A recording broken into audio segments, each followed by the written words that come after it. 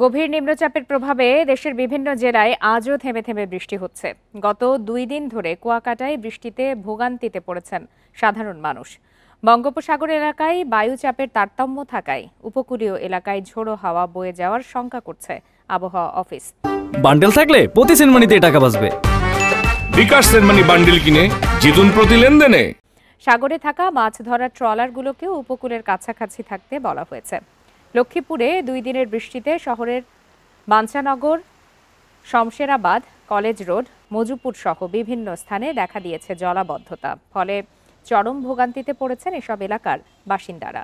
বরিশালে বৃষ্টির কারণে মণ্ডপে যেতে ভোগান্তি পোহাতে হয় সনাতন ধর্মাবলম্বীদের।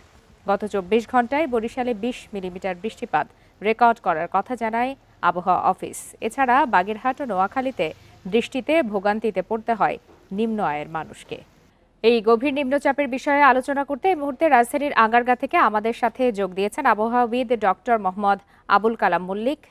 জনাব আবুল কালাম মল্লিক, আপনাকে স্বাগত জানাচ্ছি ইন্ডিপেন্ডেন্ট টেলিভিশনে। আপনার কাছে একটু জানতে চাই যে এই গভীর নিম্নচাপটির কি ধরনের প্রভাব বাংলাদেশের উপর পড়তে পারে এবং এটি কতদিন স্থায়ী হবে?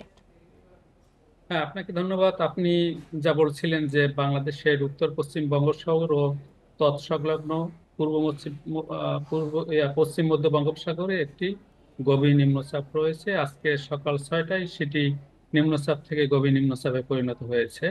এটি ভারতের অন্ধ্র এবং উড়িষ্যা উপকূলের বরাবর উপকূল অতিক্রম করবে, তবে এর প্রভাবে বাংলাদেশে কিন্তু ব্যাপক বৃষ্টিপাত সংঘটিত হবে।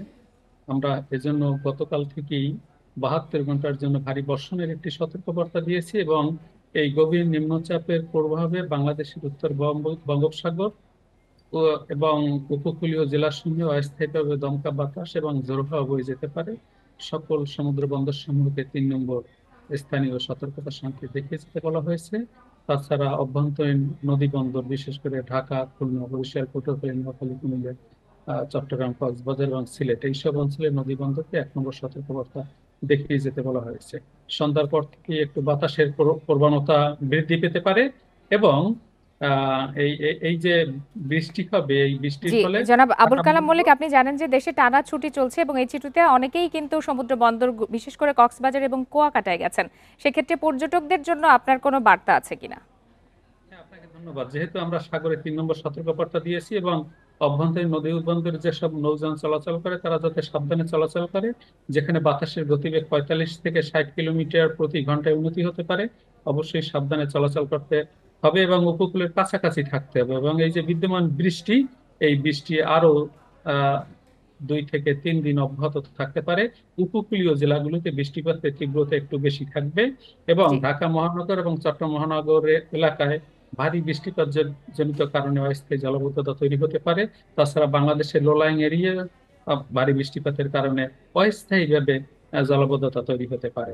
সকলকে ডক্টর মোহাম্মদ আবুল কালাম মল্লিক, আপনাকে অসংখ্য ধন্যবাদ আমাদের সাথে যোগ দেওয়ার।